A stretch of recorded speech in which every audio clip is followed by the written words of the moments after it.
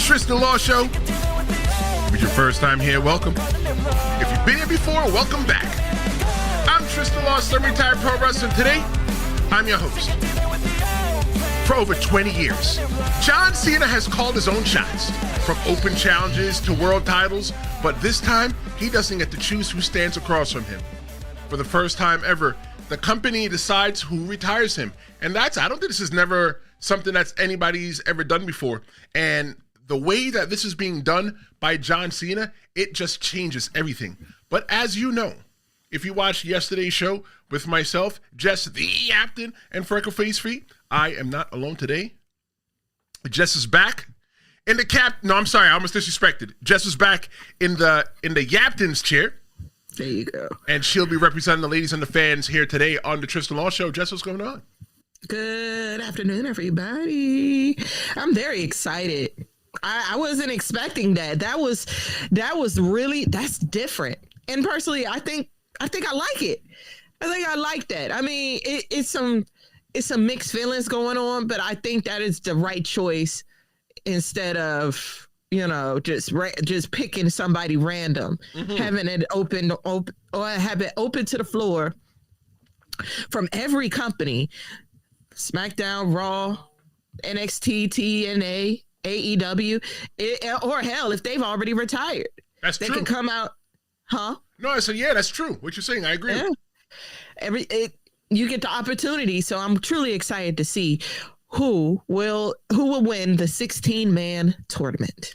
You see, Jess, we are going to discuss names. I want you to think of 8 names. And I don't want you to give those names yet. And anybody that's watching live or on demand, I want you guys to think of the names. And what's going to happen, Jess, is I want you to stand on your business.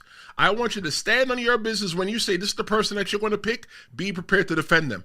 But what we're looking at so far is that Cena's farewell, it's coming off as not a scripted goodbye. It's not where he's going to be where he's picking one person and he said, yeah, it's going to be you. They're using a tournament to decide the whole thing. It stacks the stakes, and it rises the stakes because whoever wins the tournament writes the final chapters of one of pro wrestling's greatest stories. This episode, just like the tournament, Jess, it's going to be unpredictability. It's going to be symbolism, and it's going to be who could fit the moment. So let's start with the obvious. This isn't your normal retirement storyline because this, Jess, the way that they're doing it, it just feels dangerous. Because who could John Cena could have just picked to walk out the door? I'll tell you, he could have just picked Cody Rhodes or Randy Orton again or anyone. Instead, he's letting the business decide. Yeah, and we all have our mixed feelings about how the business is being ran these days. So, it could go good, it could go bad. But I mean, I know I've been trolling about it, but I'm gonna be for real with you guys. As long as it's not The Rock. As long as it's not The Rock, as long as it's not Travis Scott, as long as it's not Vince McMahon. You know what? Shane McMahon, if you're not doing anything, Shane, find something to do in the next couple weeks. Right. At that point, I don't care. I was like, at this point, I don't care as long as it's not obvious where you know that's going to piss everybody off. You know it is. I just need The Rock removed from my wrestling. That's it. Because I don't want that. I mean, I love The Rock, but I'm just like, after that heel turn just went to flop, I was like, that wasn't okay. I heard him say he might run for president. I don't know. That might be a rumor. Not a political podcast. It isn't, but I just said it was a rumor. Oh, okay. Then. Well, we always talk about rumors here on the Tristen Law Show. So I think this breaks tradition. There's no announced opponent. There's no clear path, and it's all total mystery. I think this feels more like a little bit of the Attitude Chaos again. You just don't know. We're turning on the TV, and they're telling us that there's going to be 16 people. And I don't think, I'll be surprised. Let me use a big word today. I'll be remiss if I turn on the television and I see 16 names right there back to back. I think it's going to be, okay, well, who's it going to be? Because that's where the excitement comes in. It's almost going to be like a Royal Rumble. Yeah, see, that's what I thought. I was like they're just it's going to just be pick and choose randomly. But how can it be like that? That's going to be a very hard, since he really opened it up to the industry. Like, this is not just SmackDown and Raw people. That's right. Or NXT. You're asking for anybody that's in the wrestling industry to say, listen, I want my shot. Or their time is now. Let's go to the chat. Want to say what's up to Fernando. Fernando, I always appreciate your loyalty. Thank you for being here every day. Or every episode. We're going 3 days a week now. Before you, I was going 1 to 2, but now we're going 3. Got some other big things happening here. Streaming is happening on Thursday. Yeah, it's coming. But Fernando, thank you. Fernando says, "What's up, Tristen and Jess?" Hey, Fernando. Let's see. Fernando says, "Braun Breaker Gunther should retire John Cena. Not overrated as hell. Dom Mysterio." Tournament to decide Cena's last match is very lazy booking. He also says that Cena's last match should have a story behind it and not a lame tournament. What do you think, Jess? We saw how the whole story thing went. I agree. I mean, I understand where y'all coming from as a person who adores the storytelling of wrestling. I totally get it, but it didn't work. It just did not work. So I think having a tournament like the good old days, keep it original and old school, I think this could be very fun. Now, if they pick the 16, that is really going to make or break everything. If they choose 16 men we're just like, why? Just like, I'm gonna just tell you, on my list, it's not Grande Americano. You didn't pick Grande Americano or Americano number 1 or Americano number 2? None of that. I definitely did not pick Dominic Mysterio. I definitely did not pick Logan Paul. Like, I didn't throw nothing kooky. This is real. We want somebody that is going to give you viewership. You know what I'm saying? The marketing for it, because come on, man. I'm going to disagree with that, Jess, all the way. Because John Cena's tying this back to his original debut when he came out and he slapped the teeth out of Kurt Angle's mouth. And when he slapped the teeth out of Kurt Angle's mouth, he was a no name. He was just a guy in tights and boots, with an ugly haircut. And that's who very police haircut. I just say it. It's very police. Police haircut. And look at him now. He is not that same exact guy that he was. That he is now. He was a guy that was looking for an opportunity. So I'm okay with it being anybody who's looking for the opportunity. So I guess it's emotional. You know what I'm saying? It's like I usually have a logical explanation for my choices when we do get to talk about it, but this is definitely more of an emotional thing, something that I want to just be able to envision, since I'm more of I'll say a younger generation of wrestling watchers. You know what I'm saying? So I know what you're saying. I never got to see you say the Kurt Angle. I never got to see that match. I only saw him do The Rock once, The Rock twice, and I've seen him in the Randy Orton feud, him and CM Punk, and all those. So I'm curious to see the older versions. We'll talk about it. I'll give you my list. I'll tell you this though, as a semi-retired pro wrestler, the thing is that John Cena, he's in a very special place, because a lot of us go into the ring and we don't know that it's going to be our last match.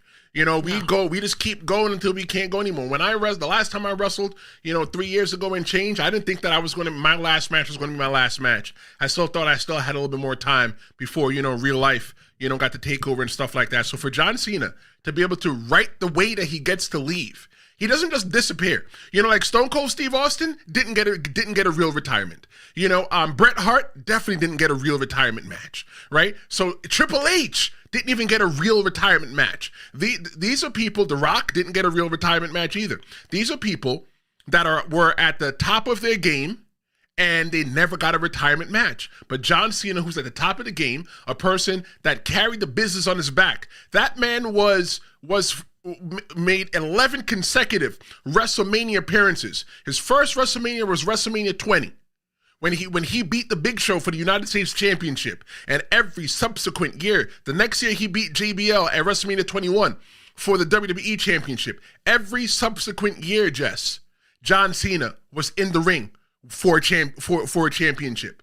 Every subsequent year, 11 years back to back. He's at the top of the game. And he gets to write the way that he gets to leave. He deserves it. I mean, it's just as easy as that. He deserves it. All the people that you name technically deserve it. If Triple H was to, wow, ew. Would he do that? Would he do that? Oh God. What if he is training right now and we don't even know it? What if that man Triple H is training right now and we're going to get that? What if, or Shawn Michaels, I think they're good. I think they're good where they're at. I think, and I think it's a deeper layer here, because this isn't just about the match.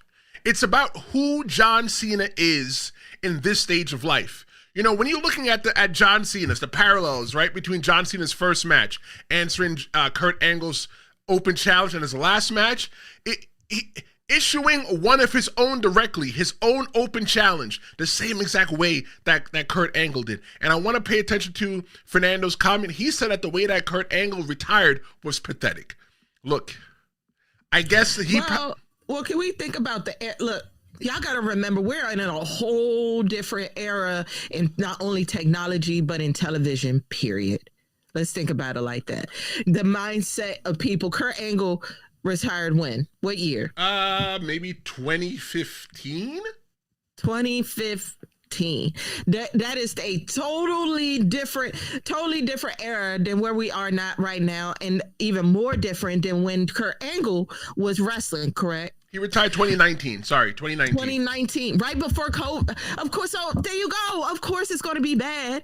It was COVID. Nah, It was bad because, you know, he had some good matches. He retired with Baron Corbin. Baron Corbin retired him, and I think he kept wrestling until he retired or until he lost the match and it became Baron Corbin. You know, for Kurt Angle though. Fernando, I do want to say this. Kurt Angle didn't spend that much time in the WWE. Kurt Angle spent a lot of time in the pro wrestling business, and I know Fernando knows this already, but Kurt Angle spent more time in TNA than he did in the WWE. So for him, you know, being in the WWE, leaving, dealing with his demons, coming back to the WWE, and having the ability to end his retirement that way, I say, you know what, Fernando, even though it's still pathetic, and I agree with you, I still think it's still a story of triumph. Because a guy like Kurt Angle, with the amount of drugs that he said that he was doing, he shouldn't even be here. And for him to be in recovery and going through his things and being a family man and getting his life back and being able to retire on his own terms, I'm gonna give that man a hand clap. Because there are people, Jess, in the business who never got the opportunity to finish their career on their terms because they ended up in the hole before their time. I can name one.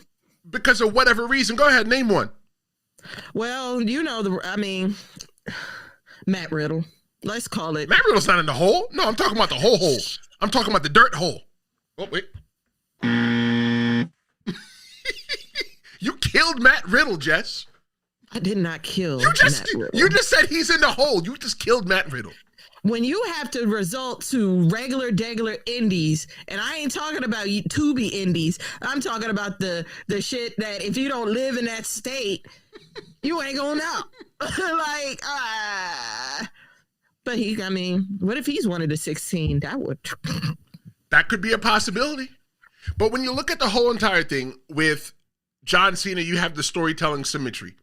It's a full circle moment from ruthless aggression to respect and reflection. That is where we are right now.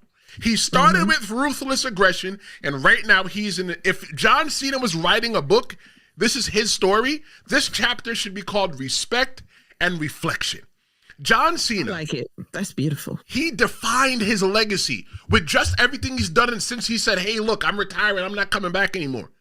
He said that he was going to ruin the wrestling business, but in the same exact time, he was making the wrestling business great. What has John Cena done? John Cena has gone out there and he gave Cody Rhodes one of the biggest foils. I always said that Cody Rhodes as champion was very uninteresting, and the only two people that I felt ever put him in danger was Kevin Owens and John Cena. When I mean put him in danger, I mean, is this person going to take the championship from him? And John Cena took it, kicked his balls in and hit him in the head with the belt and took his belt. You didn't feel that way when he went against Roman for it? No. You didn't feel that way? No. Really? No. He won the belt from Roman.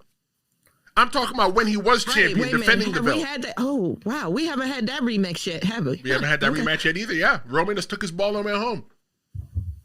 But John Cena's done some really cool things for the business. He's leaving the business much better than he found it.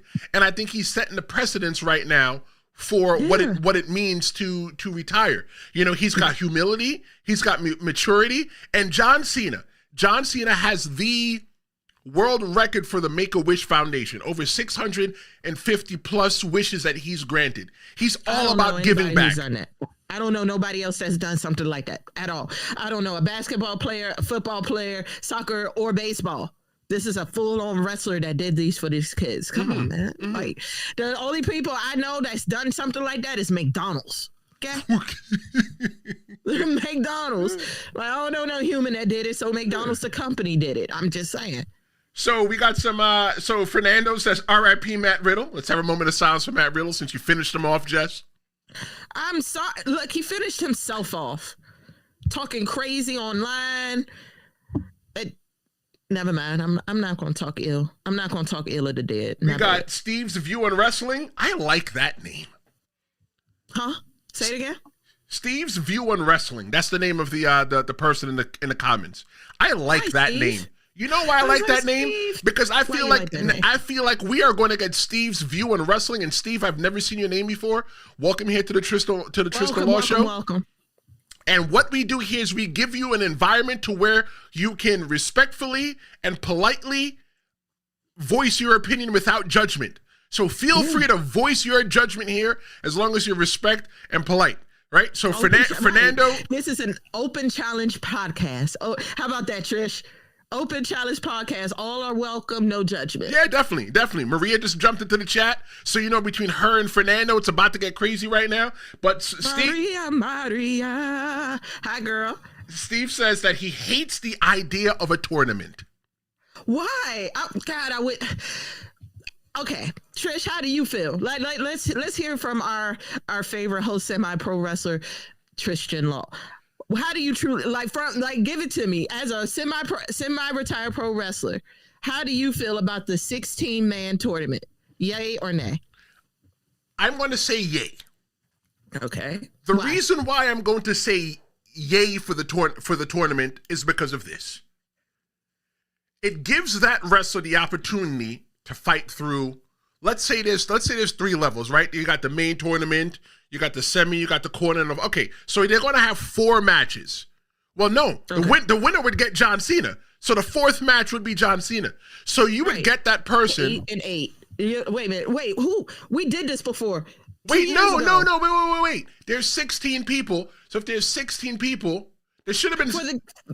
Isn't for the king and queen of the ring? Right. So it's the same premise. It's the same premise, except that the winner's going to get John Cena. So I think this is great because this person's going to have to fight through 4 different matches, right? 4 different matches to prove themselves that they can survive and keep the fans emotionally invested. I think that's the most important part here is the emotional investment of the fans. Like, I know that it may not look good on paper, but Steve, listen, I'm telling you, Steve doesn't like it. Fernando doesn't like it. But let me just tell you this. We just have to wait and see what happens. At the end, I promise you, when John Cena retires, Jess and I will come here. We'll talk about it again. And we'll just wrap the whole entire thing up and we'll talk about it again. But for right now, I'm going to go on the side that this might actually be one of the best things that ever happens with John Cena. As a fan, as 5-year-old me, sitting around watching wrestling with my grandfather, as 12-year-old me, watching wrestling when my mother told me that I was supposed to be in bed and not watching wrestling, I'm excited for this. You know why? Because I don't know what's going to happen. I don't think that John Cena and Triple H, the people that are going to be working together on this, are going to poop the bed with this. If Vince McMahon was involved, I'd be like, ooh. I ain't too sure about this one. I'm not too sure. As a fan, Jess, what do you think about the tournament? I love it. I love it, especially. I mean, I know it's a dream. It might be a pipe dream. But what if he does listen to Bailey? If y'all don't know, once Bailey and them found out, Bailey asked on social media, are women allowed to accept the challenge? Are women allowed to be in the tournament? If he says yes, can you imagine how that's going to boom? Now, I mean, we've always wanted mixed matches. At least I have. Now, I'm not saying, yeah, I want to see Gunther wrestle Alexis Bliss. No. I mean, make sure you make it make sense. You know what I'm saying? True. Like Rhea Ripley, because she will get the nipples chopped off of her too, just like every opponent that Gunther's had. You see what I'm saying? Right. I'm like, make it make sense. Like maybe Rhea Ripley and Sami Zayn, stuff that would make sense. But eventually they're going to have to see John Cena. So I don't want them just to put a woman in there just to beat a woman. And I do want to take a quick second to apologize. It's not Steve's view on wrestling. It's Stu. So I wear glasses. I wear glasses, and I want you to know that what I see, 99.9% of it is not credible. So I apologize, Stu, for ruining your name. Jess, what does it mean for you as somebody that grew up with John Cena? Because you are the you can't see me John Cena generation. What does that mean for you? Well, I am the second you can't see me. Technically, if I put it into a number, I am the spinning wrestling belt John Cena. That's technically my era. Technically. So what does it mean for you with this whole thing, watching him? Do you think it's the best way? Because you saw him on his first day on the job, just like me, but you were younger. You grew up with John Cena as a fan, right? So for you, you got to see John Cena on the first day on the job as a young woman, and now you get to see him on the last day on his job as a grown ass woman. So like, what's that for you? It's emotional. It's nostalgic, and I'm not ready. I'm not. I feel like a lot of people that Jesus Christ, we're here. We are at the last four appearances of John Cena. What do we have? We have the Royal Rumble. We have Boston. Royal Rumble. What am I talking about? I don't do drugs. No, no, we still got Survivor Series. We still got Survivor Series. We got Boston. We still got one more Raw. We still got one more SmackDown. Right. We got and then Boston. we have the tournament. No. Have December 13th. That's not right. We got Survivor Series in San Diego. We got Boston. After Boston, we have the Garden, and after the Garden, we have Saturday Night's Main Event. That's what I said. That's what you said? One more Raw, one more SmackDown, and then Saturday Night Main Event and Survivor Series. No, the Raw is in the Garden. I know that for sure because people at work is talking about going. Okay, so it's Raw at the Garden and not SmackDown. I got it. People at work was talking about going. Of course, you New Yorker, you New Yorkers, y'all should. Man, I be jealous of y'all. Don't be jelly. Y'all get the fun stuff. Don't be jelly. Don't be like us. We better than us. So the whole thing with John Cena is that it's poetic though, but it's also risky because when you hand the pen to someone else, you don't control how your story ends. And from what I've been seeing with John Cena, Jess, that John Cena's just like, hey, look, whatever you guys want to do, he's putting his full trust in Triple H. And we're going to fantasy book names of who we think is going to be in there. The risk factor though is, how about this, Jess? Here's something to think about. What if the person that they put at the end just doesn't feel worthy enough to be in there with John Cena? What if they put Akira Tozawa? Well, if they ain't big, if they wasn't big before, they sure as hell is going to be big now. Okay. It's like this is the final boss that we were really supposed to get. I love you, Rock. I do. Dwayne, if you're listening, is no tea, no shade, but this is the main boss. This is the final boss that we really deserve. You should have been the final boss, but your time is too late. So now we're here. So John Cena's the final boss. So whoever is let's use your boy, LA Knight. Let's say he's the last one. If y'all didn't think he was big then, he will be big now if he retires John Cena. This is it. This will make the person the face. Well, I wouldn't say the face, but definitely a part of the roster of faces You see in WWE. You see everything that's going on with Jey Uso right now? How the fans are rejecting him? Yeah, y'all turned on him, y'all. Like, I get it. The DDT was a little blotch. I saw it. I did. I didn't speak on it. With Jey Uso? Yes, I saw it. I didn't say anything because it didn't look that bad. But what if everybody turns on the person that is in that match with John Cena? What if everybody turns on the person at the end of the tournament because they are going to turn? That's just what fans do. What if halfway through the tournament, the person and everybody's going to see is going to win, nobody cares about it, and they just leave it alone and they stop emotionally investing into the tournament? All this could be for nothing, because it's like this, right? There was you might not remember because I don't think you were watching then, but when Roman Reigns, right, he had backlash after beating the Undertaker, right? I remember being in the Amway or the Kia Center that they call in Orlando now, to after the night after WrestleMania, and everybody they booed Roman Reigns. Roman Reigns came out there and he was holding the mic. They played his music, he stood there with the mic, and they booed the dog crap out of him. For let me not even try to lie. Let's say they booed him for 5 straight minutes, maybe 10 straight minutes, and he just turned around and walked away. What if the fans do that? That's dangerous. What if that is fuel? Look what happened. Look what happened. They booed Roman so bad he became a heel, and everybody loves him now. Well, no. Actually, after that, Roman was kind of a heel, and then he went to go eating dog food. And after he was eating dog food, legit, he was eating dog food. And after I saw the picture. That stuff is nasty. After they were feeding him dog food, he went to be the tribal chief, and now he's just like, I don't know, the tribal chief in name? I don't know. Maybe. I think they're just saving him for stuff. Because y'all know, John and Roman are cut from the same cloth when it comes down to health. So, maybe they learned their lesson. Like, look, we want to keep Roman. We love Roman. Everyone loves Roman. Everyone loves Randy. So we need to make sure that we keep them as healthy as possible. Fernando says that this annoying PC world will not allow, PC meaning political correct, will not allow a man versus woman match. How do you feel about men fighting a woman in the wrestling ring, Jess? Because I have an idea on that. I have a feeling on it.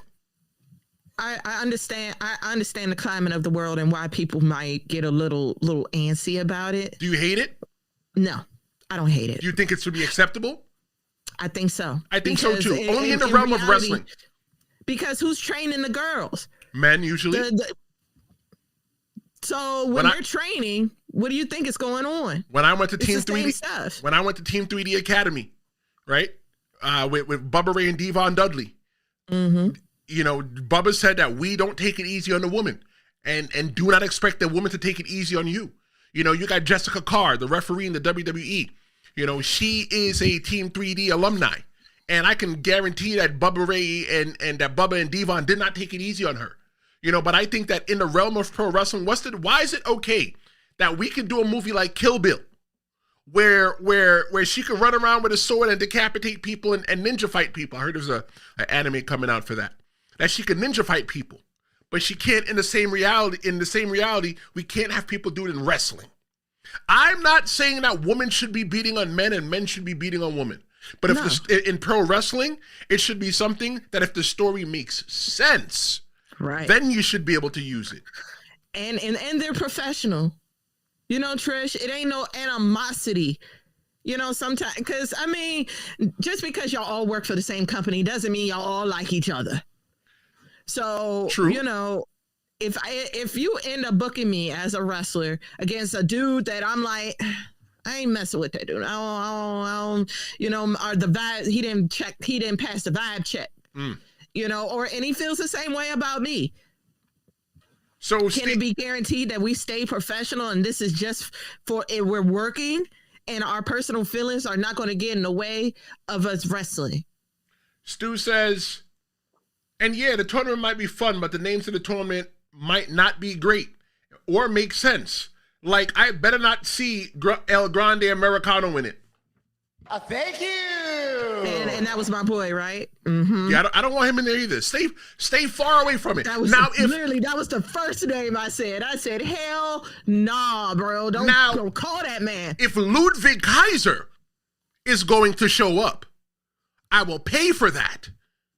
I kind of do, because I want to see him wrestle as Ludwig. Mr. Kaiser. Like, we never got a chance. We did. Like, he just disappeared. He did a couple of, Kane did a couple of promos, and then boom, all of a sudden, Chad is on the hurt list, and then all of a sudden we got a taller America El Grande.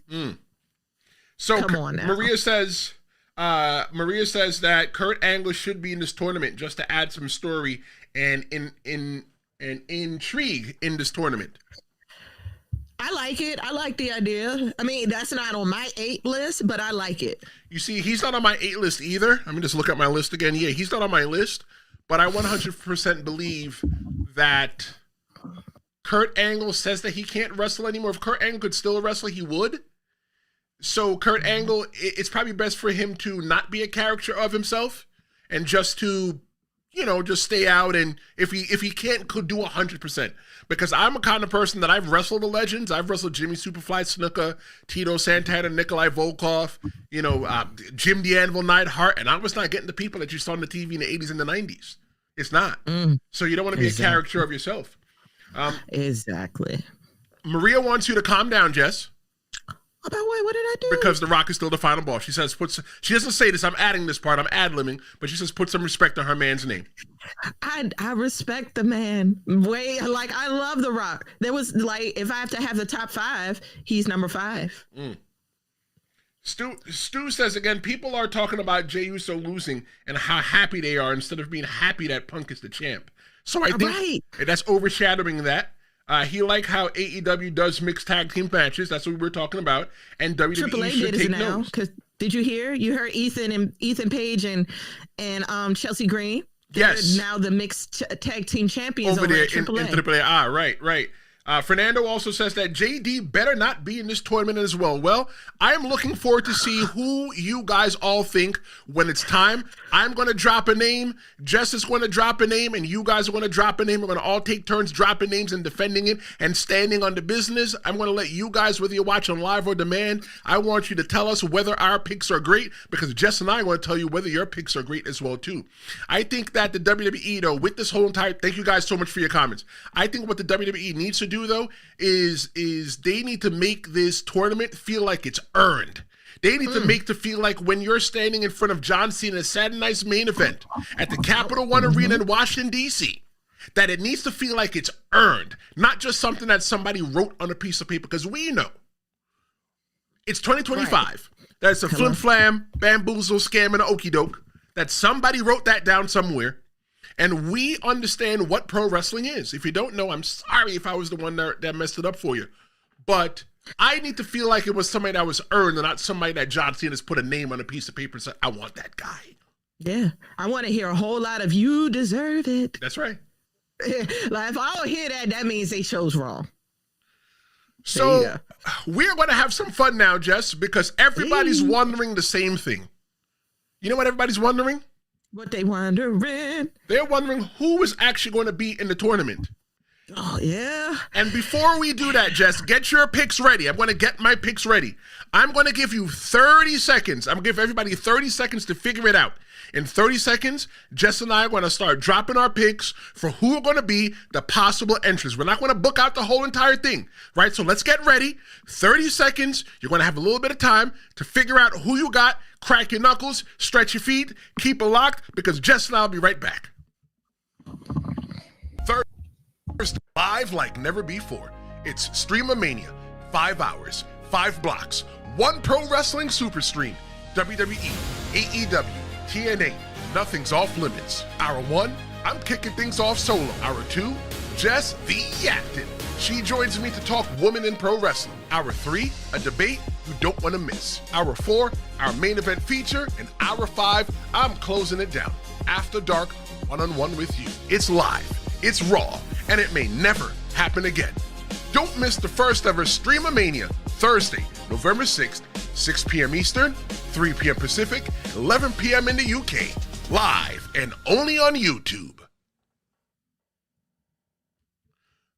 That's Streamomania. It will be here in only 3 days. It'll be here Thursday at 6 p.m. noon. We're going live for 5 hours long.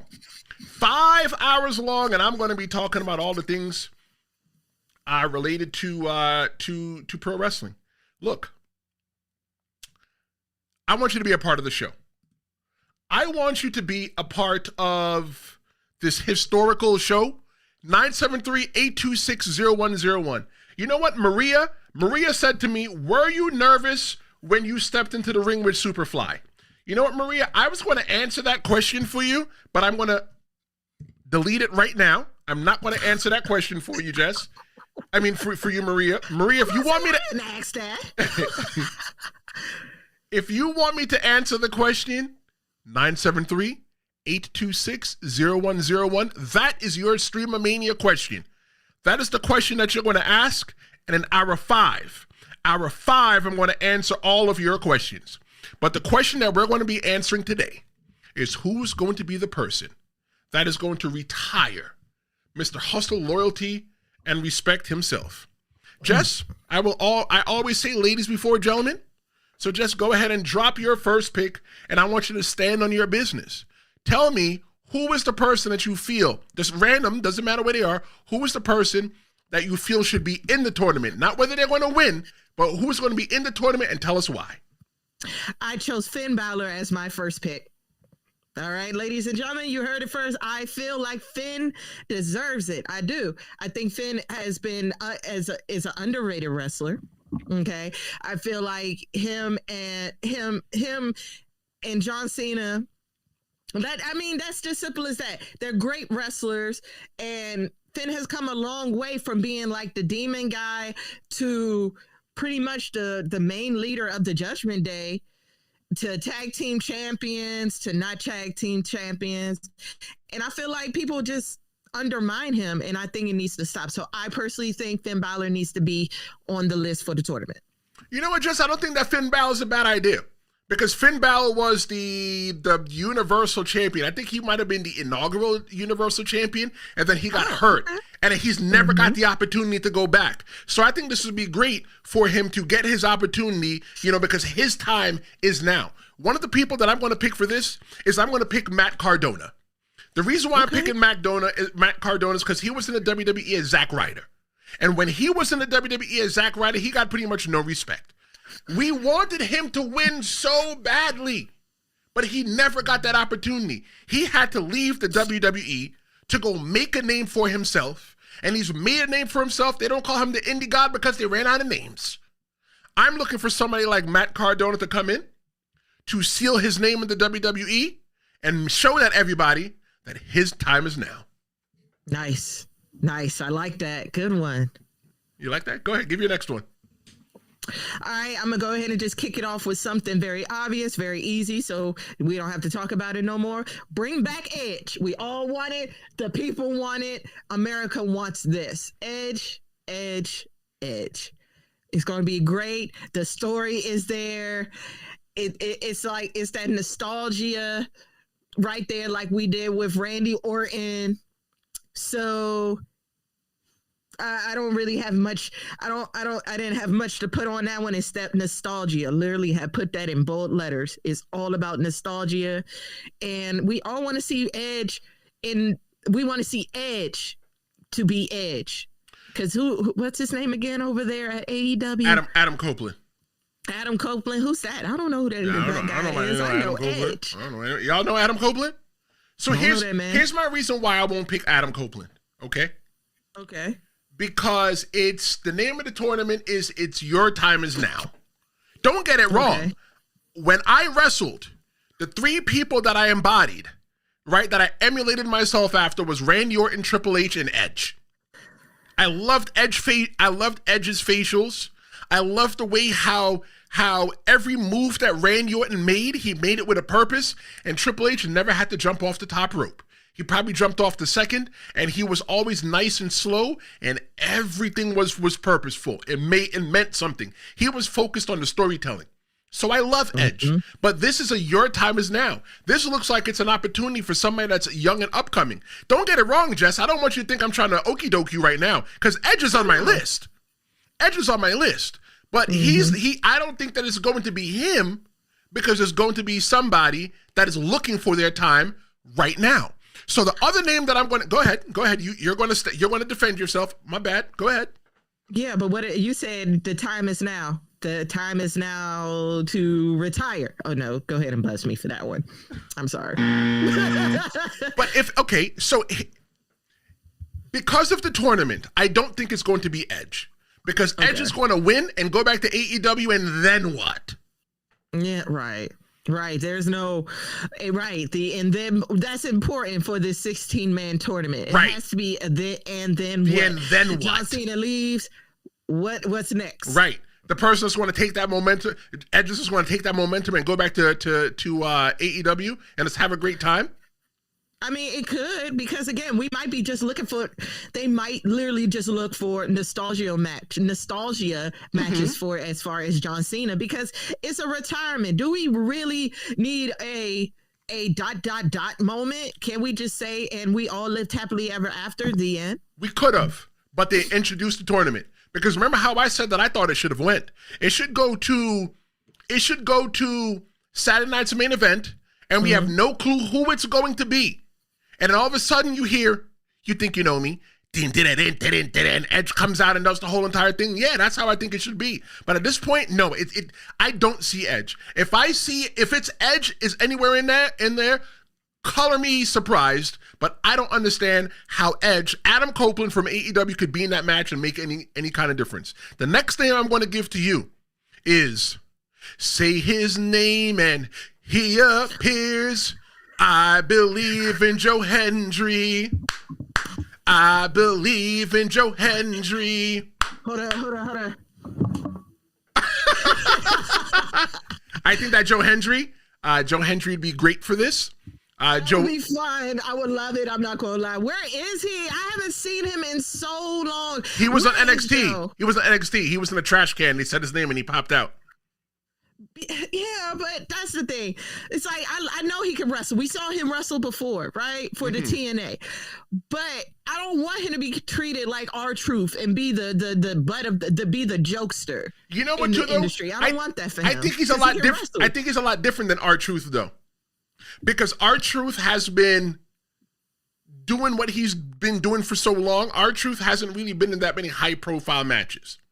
I think that Joe Hendry, they're taking the time for everybody to get to know him, because I think that Joe Hendry is perfect for the WWE because he is sports entertainment. The guy made his own song, just like John Cena, right? He's a singer, he's a musician, just like John Cena. John Cena is a one-time platinum artist. He's a one-time platinum rapper. So in WWE, it's more than the wrestling. It's, can you be larger than the pro wrestling? Can you reach people outside of pro wrestling? And Joe Hendry, he's not built for AEW. And he's going to be coming to the WWE one day, full-time, one way or another. So Joe Hendry's the name that I put. Yeah, he's on my list as well. So I'm going to just go ahead and skip over to my number 4 now, because he's on my list as well. And I see all the names as well, too, that everybody's putting in the chat. So I'm going to go ahead. I'm going to give the chat a little bit of love in a little bit. But just give me your next name. Uma Femi. Damn, you took my name, girl. Hey, look, great minds think alike. I'm saying we have not seen Uma Femi since he lost the belt to Ricky Saint. But what if Uma Femi is the person that attacked Jacob Fatu? I would love that. Oh, God. So imagine, right? Oh my God, I'm getting goosebumps. Hold on. Listen to the story. So Jacob Fatu, you know what? Let him be gone for a while, right? He's taking care of whatever he's got to take care of, whatever. You let Uma Femi come into this tournament, win the tournament, and beat John Cena. He could say that he's beaten the greatest of all time. But when he wins that tournament, Jacob Fatu's like, yo, bro, you're the person that attacked me. Yep. So now you don't have to wait for Uma Femi to level up, even though he's already up. You don't have to wait for him to level up. He's already up there. He's already main event status. Uma Femi. What if it ain't even, what if it's as simple as far as the whole who attacked Jacob Fatu, watch it be like the way the industry is going, watch it be something stupid like Solo again. Oh my God, it better not be. NFTs, I'm like, oh my God, here we go again. We could probably make a whole episode out of that, who attacked Jacob Fatu, and we could beat this down a little bit more. But look, man, if it's Jacob Fatu, I want my money back. The next name, okay, fine. I'm going to drop a name from the list because you picked the name that I picked. You said, my bad, Solo. The name that I'm going to pick It's going to shock you, Jess. Go ahead. Javon Evans. I was like, you're in the right track, but that wasn't. Javon Evans winning this tournament or being in the tournament, it would be so great for him.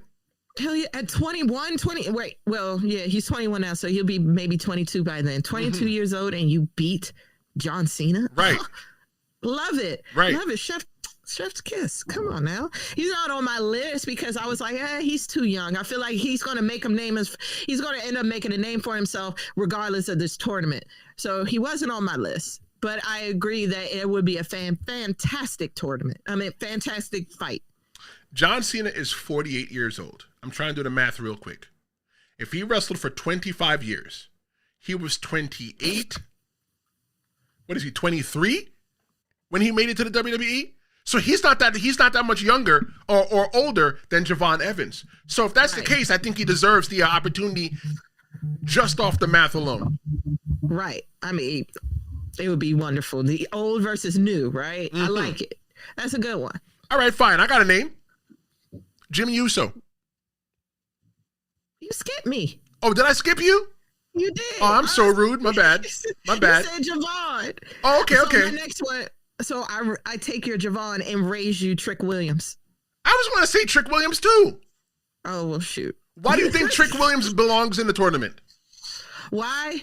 Because honestly, I think he's a great wrestler. He's really good. Really, really, really good. And between him and Carmelo, I mean, I love Carmelo, but I think Trick should have came out before Carmelo. Okay, but Trick was busy. Trick was busy being the NXT champion. Yeah, I know. That's why I was like, okay, well, you're good on the mic. You're a great wrestler. You held it down until Obafemi took it.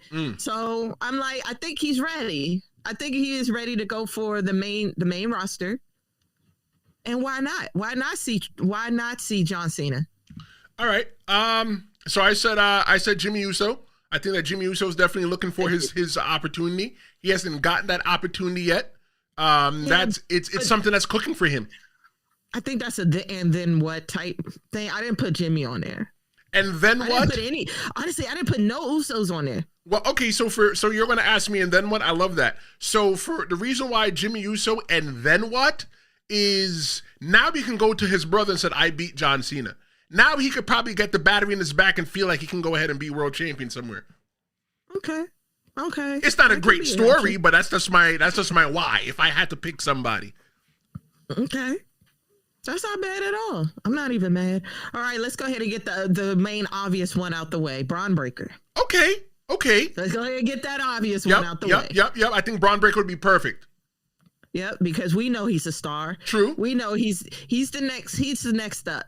He's next up, and that spear, boy. Even though we saw him with the championship on his shoulder a week ago or the week before, whatever it was. He looks good. He looks good with the championship, right? But you know what? Even though he should rightfully go take the championship right now, I think it's a much bigger feather in his hat if he can say, hey, I beat John Cena, because he's beaten Roman Reigns. He's beaten Roman Reigns. Now for him to beat John Cena and then go after the championship from CM Punk, I'd pay for that. You can swipe my card for that. Let CM Punk run around with LA Knight for 1 month or two. Swipe my card for that. I like it. Which leads to my next point. Go, give me your point. I did put LA and CM Punk on my list. I put them both. Okay, so why CM Punk though? I could see LA Knight, but why CM Punk? That's also a nostalgia thing. Okay, but when we're looking at the time as now, CM Punk already had his time just at Saturday night's main event. Yeah, that's true, but doesn't mean people don't want that nostalgia. I don't even think we got that yet. We CM haven't. Punk versus Cena. We haven't got that yet because they was in the industry together when CM Punk was really a heel and nobody really liked him like that. They wrestled. They wrestled together. We already had that. We had that match years ago. That's where CM Punk did a pipe bomb, and we had John Cena versus CM Punk a couple months ago. That's the one I was thinking about. I was like, we had that already, but I see him in the tournament though. We already had the match, but he would be in the tournament. Let me give the chat a little bit of love. Yeah, because I think we're on number 7 and 8s now. Yeah. Yeah. So Fernando says Gunther, Braun Breaker, Bronson Reed, Drew McIntyre, Rey Mysterio, Kofi, and Jacob should all be in the tournament. What do you think about those names? Kofi is definitely an and then what? Because if you're going to put Kofi in there, that means you're definitely breaking up the New Day. You don't have to, because Kofi was already world WWE champion with still being in the New Day. That was proof that you don't have to break up a tag team in order to make them do something separate. Gunther, no. Who else? I could see it being Gunther. I could. No. I'm tired. I mean, great wrestler and everything, but he's boring to me. I'm sorry. But Gunther could be the modern day legend killer. He retired Goldberg. Now he's going to, oh God, Goldberg. Wow, big whoop. He retired Goldberg, and now he's going to retire John Cena. That was so random. Can I be transparent? Go ahead, Jess. Go ahead. That was so random. I was like, that match it felt malnutritioned. And I'm sorry, I just did not see the point of that. Why couldn't we have the Goldberg versus John Cena instead? Why? But I guess, I don't know. But whatever. And I'm Jess, not glad there's hey, look, no, it's all transparency, no judgment. Jess, I'm going to judge you. You said John Cena versus Goldberg. Nobody wants that. You know what it is, Jess? You know what it is, Jess? You don't even know that you don't want that. Nobody wanted Goldberg versus Gunther, much less Goldberg versus John Cena. Yeah, see? see what I'm saying? I was just Lord, please forgive her, because she does not know that she has sinned. All right, let's go on. Stu said Sheamus will be in it. Cena and him have history. I like it. I don't hate it. But the thing about it, after banger, I like it. But the thing about it is, if it's my time is now, Sheamus has already had his time. Sheamus has already been a WWE champion. And if I'm not mistaken, he might have took it off of John Cena one time. Okay, let's do it again. Okay. It was a good story. I feel like it was a good story. That one's not boring. We got to remember, we're looking as fans and also semi-retired. We want something that's entertaining. That's going to be fun. That's going to shock people. You know what I'm saying? Electrify. So, yeah, man. Okay, so Maria says no Finn Balor in the tournament, but Stu, come on. But Stu has left his view on the whole entire thing and said that Finn should definitely be in it. Definitely, absolutely. I just feel like he's underrated. I do feel like he's underrated, and we're overlooking him because he's in the Judgment Day. And who else is in the Judgment Day? Dominic Mysterio, who was on my list as well too. All right, no, he wasn't on mine. So Maria says that Edge is under contract with AEW. They're not going to let him go to the competition just for one match. The world doesn't work like that. I agree, Maria. But one of the things that I always say as a salesperson, as a businessman, everything is up for negotiation. You can negotiate almost anything inside this world, right? If you wanted me to not go to work today, to go work on the subway in New York City, if you said to me, I got $10,000 for you right now, look, Maria, I ain't going to work today. I'd be sitting right here. So I think that if in order for it to happen with AEW and the WWE, granted that they don't work together right now, it would have to be beneficial to both parties. It couldn't just be beneficial to the WWE and not just AEW. If it was, and not AEW. I think that if it wasn't the tournament, I think that John Cena versus Edge or Cope, whatever, I think that he would have been great. He would have been great for it. Nice. Okay. Maria says that LA Knight should be the one to beat John Cena's last match. LA Knight, Jess, is the only person who is in this main event picture already, who teeters from main event to mid card, that I think should be in it. Not a Finn, not a Sheamus, not a Gunther. More so LA Knight, because he hasn't got his opportunity yet. Maybe this is how he gets his chance. Yeah. I mean, great. It's just the same way as Drew. Never got it really. Always looked over. Never minded. Yeah, absolutely. That's why I'm about to say LA's on my list as well. So. Maria also said that someone fresh out of NXT should not be the one to take on Cena for his final match. I guess that was towards us with Femi, Trick, and Javon. Yeah. So I'm not opposed to that because remember, it's the time is now. When John Cena first came to the WWE, when he first came to the WWE, he was just a nobody. He had no name value, and he made his name off the back of Kurt Angle. Let's run through this real quick. Fernando says Tito Jackson has no business in this tournament. Tito Jackson? Oh, he's saying Obafemi? I don't know. Or is he talking about Trick? Who are you talking about? I'm like, hold on. Who's Tito in that group? Maria says that Finn Balor's Pin Balor, not Finn Balor. Stu left his view and said that Miz should be in it. And he says, I'm thinking the history with a mix of people who could use the rub. Look, the Miz is... Stu, you gave away my number 7. I said the Miz. The Miz has got more time behind him than he does in front of him. And I think it should be somebody else. So, Jess, here's what I want. Since we're short on time, I want you to look at your entire list. And I thank you guys so much for your comments. Jess, I want you to look at one person on your list, whether you've said the name or not. And I want you to stand on your business and say why you think that person should be the person. You got 30 seconds. All right. Okay, 30 seconds. So I'm a running back. So I did definitely said, I said Finn, I said Obafemi, I said Trick Williams, I said Edge. I said just a matter of plethora, LA Knight and all of them. So I'm going to stand on business and I say, LA Knight, your time is now.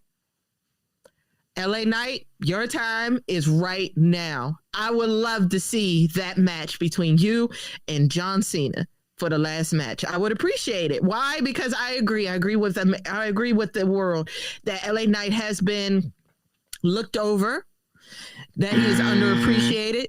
That's your time. That's your time. That's your time. All right. Oh. All right. Sorry. So I'm going to give you my person. I've got 30 seconds to give you my person. The person that I think is going to be the best person to put in this whole entire thing and possibly win it is Killer Cross, Karrion Kross. Karrion Kross left the WWE, right? He's out there making a name with himself. He had a really good match with Matt Cardone at House of Glory last weekend, and even though he left, people are still chanting, "We want Cross," right? He said that people turned on the volume on the whole "We want Cross" thing in the WWE, but outside of the indies, his name is turned up loud and proud. Man, that's my time. I'm about to say, yeah, I agree. I'm going to have to agree with the Karrion Kross because I do follow him on all social media platforms. And everywhere he goes, he is loved. So I'm like, okay. Maybe that is a what do we call that? A work. I think this is probably the biggest work of all time. Could be. And he's just working on himself, working on his book, working on his documentary, doing all the things that he wants to do. And when we least suspect it, Karrion will return. And guess who he's going to fight first? Aleister Black. Okay. Watch what it tell you. I'll say this. For 20 plus years, John Cena was the measuring stick. Now he is the test. Whoever retires John Cena doesn't just beat John Cena. They will inherit the weight of pro wrestling's greatest name, and they will carry that. What they carry will be a burden that only one person can carry. Who will be that person? We're going to have to continue and just wait and see what WWE does. Yes.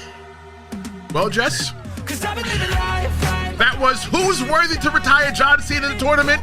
We did a lot of talking today, and if you like what we did, make sure you like, share, and subscribe. Just want to let you know there'll be no show on Wednesday because we are getting ready for Streamomania this Thursday, 6 p.m. Eastern, 3 p.m. Pacific, 11 p.m. in the UK.